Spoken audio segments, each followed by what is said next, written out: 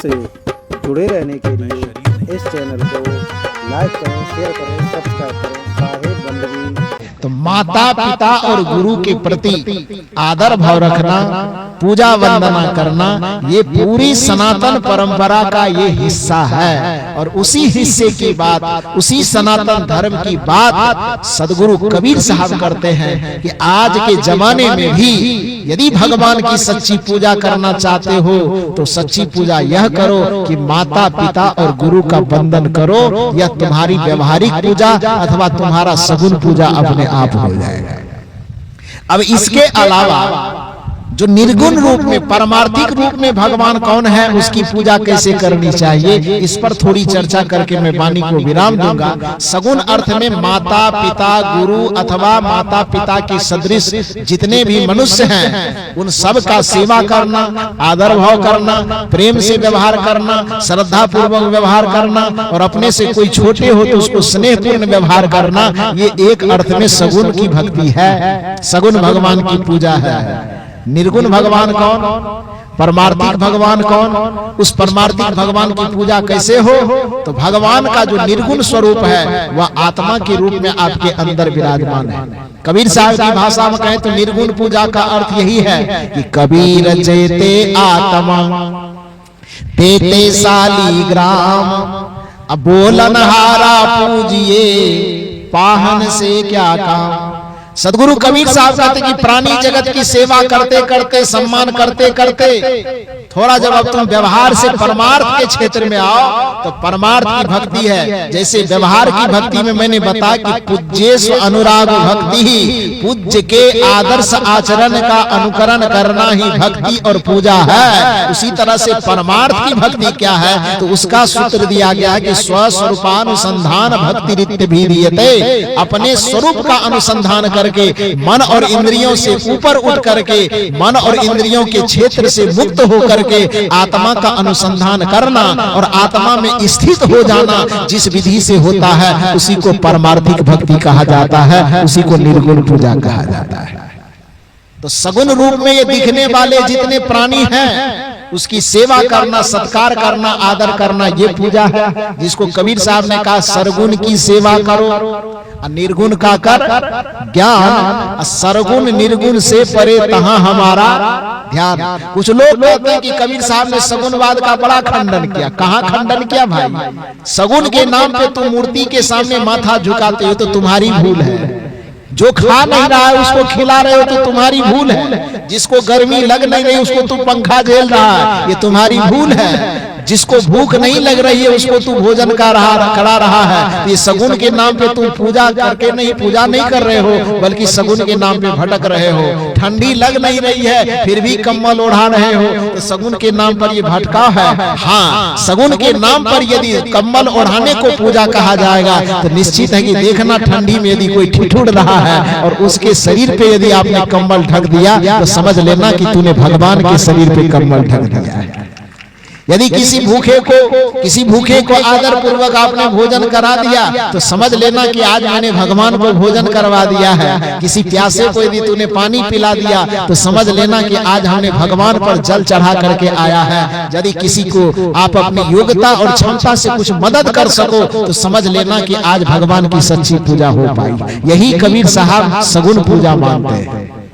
निर्गुण पूजा जो सभी घटों के अंदर जो रमन करने वाला वह राम है, जिसकी कहानी में कह रहा था और आधे में मैंने छोड़ दिया। वो कहानी को पूरा करूं कि मन और इंद्रियों में जो 14 इंद्रियां मूल रूप से है, उन इंद्रियों में आपस में जो लड़ाई क्या हुई कि हम बड़े हैं तो हम बड़े हैं। आंख ने कहा हम बड़े हैं, कान ने कहा हम बड़े हैं, मुंह ने कहा हम बड़े हैं, पैर ने कहा हम बड़े हैं। लेकिन सब अपने अपने जगह पर बड़े हैं, कोई एक बड़ा कोई एक छोटा नहीं। लेकिन जब सबके मन में अहम भाव पैदा हो जाओ कि नहीं हमसे कोई बड़ा नहीं, तो उस जगह नियम क्या होगा? स्वाभाविक है कि झगड़ा होगा, विवाद होगा। अब विवाद होगा तो क्या होगा? रूठ करके कोई कहीं जाएगा, कोई कहीं जाएगा। तो सभी अंगों में जब विवाद हुआ और एक दूसरे से रूठ गए तो आंख ने रूठ करके कहा कि अभी कुंभ चल रहा है, खाने पीने के लिए भी फ्री में मिलता है, रहने के लिए भी वहां फ्री में मिलता है।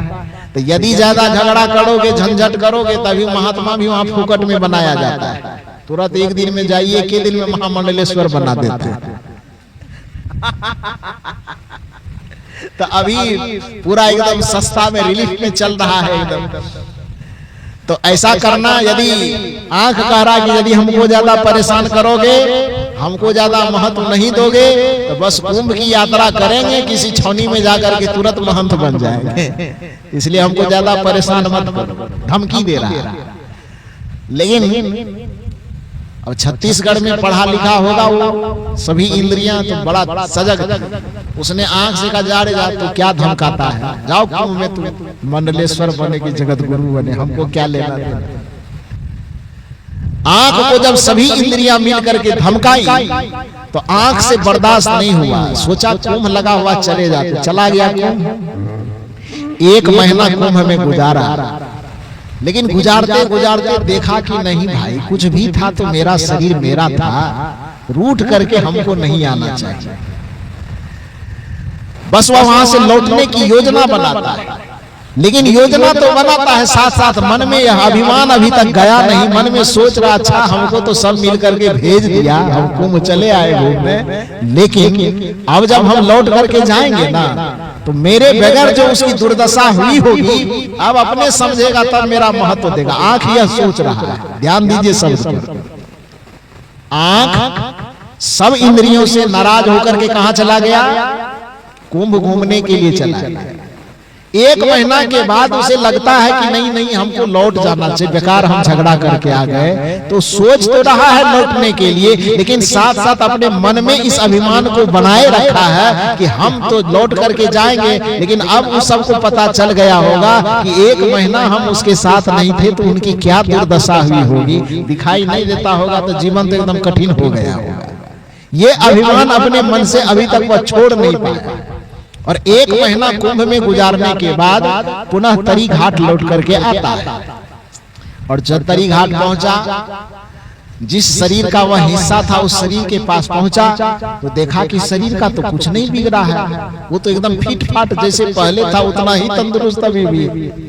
आंख को बड़ा आश्चर्य हुआ कि हम तो सोच रहे थे कि मेरे बदौलत ही जीवन बढ़िया से चल रहा है, लेकिन मेरे 1 महीना चले जाने के बावजूद भी शरीर का तो कुछ बिगड़ा नहीं। तो आंख थोड़ा झुक करके, थोड़ा शर्मा करके पूछता है शरीर से, ये भैया हम तो सोचे कि मेरे बगैर तुम्हारा कोई काम चलेगा ही नहीं, तुम तो एकदम सूख करके लकड़ी हो गए होंगे, लेकिन फिर भी मेरे बगैर भी 1 महीना तो तंदुरुस्त कैसे रहा? पूरे शरीर के अंगों ने मिल करके कहा, अरे 1 महीना की बात कहते हो, किसी के पास जन्म भर से आंख नहीं होता है, फिर भी पूरा जीवन तंदुरुस्त रहता है कि नहीं रहता? तो कहा जैसे एक जन्मान जन्म से लेकर के मृत्यु तक अंधा रहता है, फिर भी उसका जीवन पुष्ट रहता है कि नहीं रहता है? तो जब एक आदमी का पूरा जीवन आंख के बगैर पुष्ट रह सकता है, तो तू तो 1 ही महीना के लिए कुंभ गया था, तो मेरा क्या बिगड़ेगा? आंख शर्मा गया, शामिल हो गया। कान ने कहा हम पहले न कह रहे थे तुमको, तुम्हारा वैल्यू कम है, मेरा वैल्यू ज्यादा है। तुम्हारे बगैर तो कुछ देर जीवन चल भी सकता है, मेरे बगैर जीवन की कल्पना नहीं हो सकती। सभी इंद्रियों ने कहा कि आंख आजमा लिया, तुम्हारा घमंड अभी चूर नहीं हुआ है। तुमको भी यदि जांचना है तो कभी चला जाता, महामंडलेश्वर कुछ दिन बन जाना, फिर लौट के आना। कान भी जाता, कान भी 1 महीना गुजार करके फिर लौट करके आता है। कान भी इसी अभिमान में फूला हुआ कि मेरे बगैर तो रोड पे किधरों चला होगा, बस धक्का उक्का मार के पूरा खत्म हो गया होगा, बर्बाद हो गया होगा। लेकिन 1 महीने के बाद जब लौट करके आता है तो फिर भी देखता है कि आदमी तो अभी भी तंदुरुस्त है। भाई बड़ा गजब है। कान भी शर्माते हुए पूछा कि भाई कैसे गुजारा हो गया?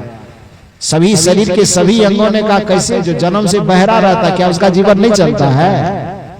चलता है कि नहीं चलता है? तो कहा जैसे जन्म से बहरा आदमी के जीवन का गुजर बसर हो सकता है, तो फिर 1 महीना के लिए तू हमसे दूर चला गया तो गुजर बसर क्यों नहीं होगा। ठीक इसी प्रकार से सभी इंद्रियां आपस में अपना अपना महत्व बताती है। सब धमकाया जाता है, सब 1-1 महीना के लिए हाथ, 1 महीना के लिए पैर, 1 महीना के लिए कान, 1 महीना के लिए आंख, माने शरीर का जितना अंग है सब 1-1 महीना के लिए इस तन से जुदा होता है, सब जाता है, सब लौट करके आता है, लेकिन फिर भी शरीर सबके बगैर भी जिंदा रह लेता है। अब भीतर से आत्मा कहती है भैया सबका जांच पड़ताल हो गया। 1-1 महीना महामंडलेश्वर बनकर के आ गए जगत गुरु। सब ने कहा हाँ, का सब तो अपनी अपनी डफली बजा लिए, अब मैं भी थोड़ा अपना मूल्यांकन करूं क्या। किसने कहा? अब कौन कह रहा है? आत्मा। आत्मा कह रही आंख से का तू अपना जांच पड़ताल कर लिया, कान से का तू भी कर लिया, हाथ से का तू भी कर लिया, पैर से का तू भी कर लिया। आत्मा कहे कि सब अपना अपना विभाग जांच लिया, तो एक बार हम अपने विभाग को भी जांचें। सब मिल करके सोचा कि 13-14 अपना अपना जांच कर लिया, किसी का कुछ बिगड़ा ही नहीं, तो एक बार आत्मा के भी धमकी को सुन लेते हैं। और सब मिल करके आत्मा को कहते हाँ जा तू 1 महीना के लिए तू भी जगत गुरु बन जा। आत्मा कहे बिल्कुल सोच समझ करके कह रहा है जाओ, आप लोगों की क्या इजाजत है, आत्मा को जाने दिया जाए। किसकी किसकी इजाजत है? थोड़ा हाथ उठाइए, नाम लिख लेते हैं उसका। आत्मा को जाने दिया जाए? न जाने दिया जाए, कोई नहीं चाहेगा। लेकिन शायद वो आपके जैसा समझदार नहीं रहा होगा। उस शरीर के सभी अंगों ने मिल करके कहा कि अरे आंख चला गया कुछ नहीं बिगड़ा, कान चला गया कुछ नहीं बिगड़ा, पैर चला गया कुछ नहीं बिगड़ा। तो आत्मा भी धमका रहा, थोड़ा इसको भी जाने दो। और सब मिल करके आत्मा से कहते हाँ हाँ जाइए जाइए जाइए। आत्मा फिर कहती है कि भाई सोच समझ करके जवाब दो, क्या मैं चला जाऊं 1 महीना के खातिर? सभी इंद्रियों ने कहा हाँ भाई जाना, तू क्या देख रहा है। आत्मा के अब सोच लो, अब मैं रुकूंगा नहीं। 1 महीना की बात तो छोड़ो, 1 घंटे के लिए भी निकल जाऊं तो क्या दुर्दशा होगी वो तू नहीं जानता है। सब ने धमकाया नहीं नहीं, सबको देख लिए, एक बार तुम्हें भी देख लेते जाओ। जब सबका कहना हुआ तब आत्मा धीरे धीरे एकदम नख से लेकर के पूरा शरीर का अपनी चेतना समेटना शुरू किया। और आप याद रखिए, शरीर के जिन जिन अंगों से आत्मा अपनी चेतना को समेटना शुरू करेगी तो वो अंग रहते हुए वो अंग रहेगा क्या हो जाएगा? शून्य होना शुरू होगा ना, पूरा सुनसान। पैर रहते हुए भी लगेगा कि पैर नहीं है, हाथ रहते हुए भी लगेगा हाथ नहीं है, आंख रहते हुए भी आंख से कुछ दिखाई नहीं देगा, कान रहते हुए भी कान से कुछ सुनाई नहीं देगा। आत्मा धीरे धीरे कहे सब मिल करके कहा है कि जाओ तुम भी महामंडलेश्वर बन करके आओ। तो आत्मा जब निकलने के लिए अपनी चेतना को सिमटना शुरू किया तो शरीर के जिस जिस हिस्से से आत्मा अपनी चेतना को सिमट रहा है, शरीर का वह अंग क्या हो जाएगा? शून्य हो जाएगा, शिथिल हो जाएगा। धीरे धीरे शिथिल होते होते होते होते होते आत्मा पूरा सिमट, चेतना को सिमट करके बस कंठ के पास ले आई। फिर आखिरी बार पूछती है आत्मा कि अब भी बता दो, निकल जाऊं? तू 1 महीना के लिए ऑर्डर दे रहा है, हम 1 महीना काफी समझ रहे हैं, 1 दिन के लिए निकल जाऊं? 1 दिन भी यदि काफी लगता है तो 1 घंटे के लिए निकल जाऊं? और आप बताइए, ओरिजिनल में समझ आपके पास है तो आप यह बताइए कि 1 घंटे के लिए भी यदि आत्मा निकल करके कुंभ घूमने चला गया तो 1 घंटा के दरमियान यहाँ आप किसी की मम्मी रह जाएंगे कि पापा रह जाएंगे? किसी की पत्नी रह जाएंगे कि किसी का पति रह जाएगा? गुरु रह जाएंगे कि चेला रह जाएगा? श्रोता रह जाएगा कि वक्ता रह जाएगा? न श्रोता श्रोता रहेंगे, न वक्ता वक्ता रहेंगे, न गुरु गुरु रहेंगे, न शिष्य शिष्य रहेंगे क्या? न पति रहेंगे, न पत्नी रहेगी, न माता रहेंगे, न पिता रहेंगे, न सास, न ननद, न भाभी, न देवर, कोई कुछ नहीं रहेगा। सिर्फ और सिर्फ एक चीज हो जाएगा जिसको हम लाश कहते हैं, जिसको हम मुर्दा कहते हैं। होगा कि नहीं? आत्मा अंतिम क्षण में पूछ रहे भैया तू आंख के महत्व को देख लिया, कान के महत्व को देख लिया, एक बार इजाजत दो, 1 घंटे के लिए मैं कुंभ घूम करके आऊं?